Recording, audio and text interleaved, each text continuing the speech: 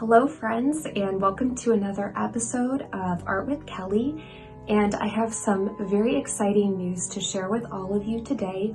Welcome to my studio. I haven't done this in a very long time, and I'm excited to share with you some new news.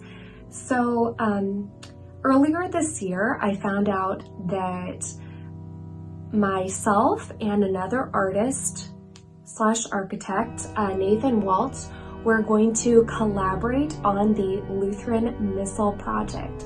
So we have the video submissions that you can see with the portfolio, but I am starting to work on the actual portfolio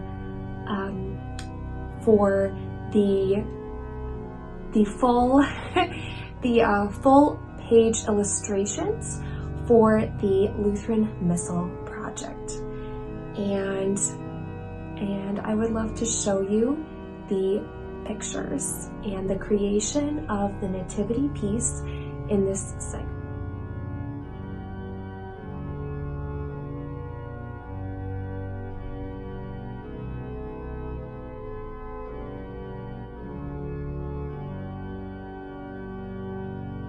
This is the first completed piece of the Lutheran Missal Project. There are many fine details in this work that bear much significance. Mary is in a prayerful, humble posture, pondering the many wonders in her heart at the birth of Christ.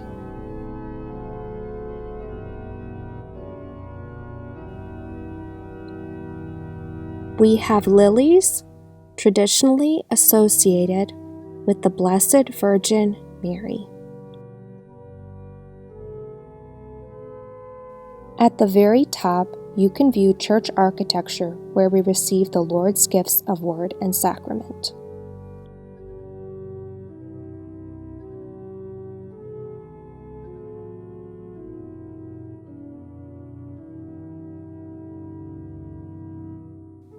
The specific constellations are those that occurred approximately December 25th, 4 BC. The constellations are those that would have been overhead at midnight, the traditional time of Jesus' birth, and would have been what the shepherds saw when the angels disappeared and returned into heaven. One of the constellations is Castor and Pollux, the story of which involves a mortal brother sharing immortality with his other brother, which brings to mind the two natures of Christ. The other constellation is Cancer, which is connected with a crab that had snapped at the foot of Hercules, after which Hercules killed it by crushing it with his foot, which brings to mind Genesis 3:15. He shall bruise your head, and you shall bruise his heel. The angels display the banner Gloria in Excelsis Deo, sung by the multitude of angels to announce the birth of Christ. The wooden beams are in the shape of a cross, with two turtle doves nesting above. The two turtle doves were the offering for those who could not afford a lamb when Jesus was presented at the temple in Jerusalem, as Mary and Joseph were faithful to the Mosaic law. So I wanted to show you a side-by-side comparison of the draft drawing for the Lutheran Missal. This is the actual size that the pages will be made at.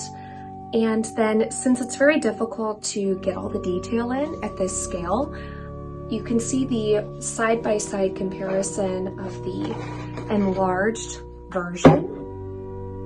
I'm kind of knocking it around funny, but as you can see, I'm able to get a lot more detail in there. And as you can tell, it is almost complete, and I'm very excited about that. Christmas ferns remain green throughout winter, and North American Christians viewed them as symbols of everlasting life and God's unending love. As you can see, the left hand of the Christ child is in a gesture of blessing, and his right hand is on the Lamb or Agnus Dei bearing a cross upon his back. All of the creatures are drawn towards Christ, and they're very happy too.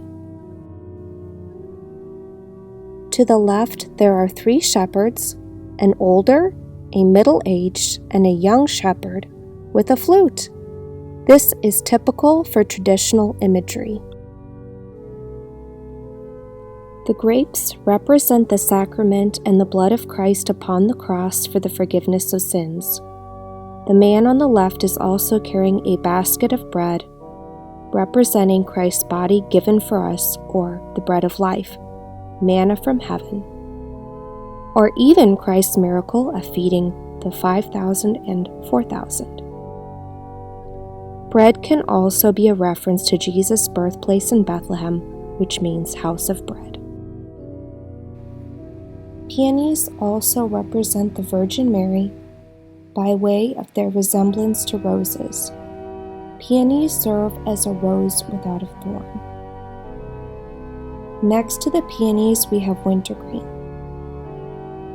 It serves as an image of the loving purposes of God throughout history, whose divine providence is frequently hidden from view, but which from time to time makes itself unmistakably known. It grows slowly over time, but is ever living and growing, sometimes seeming to move quite slowly, and its red berries, like those of holly, recall the blood of Christ.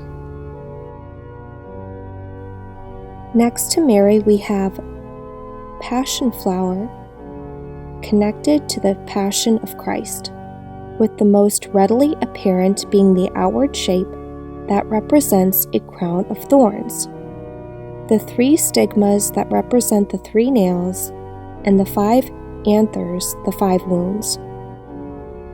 It blooms from summer into fall, with each flower lasting only 1 day. Layered with the figures, we have medieval roses. In contrast to the highly hybridized and carefully bred roses commonly seen in cultivation today, medieval roses were rather simpler in form, with semi-double flowers and clearly visible stamens. While roses are most commonly associated with the Blessed Virgin Mary, the rose without thorn, they also have some association with the Feast of Pentecost and the gifts of the Holy Ghost. In addition, an arbor of white and red roses serves as an allegory for the 3 theological virtues: faith, white; hope, green; and love, red.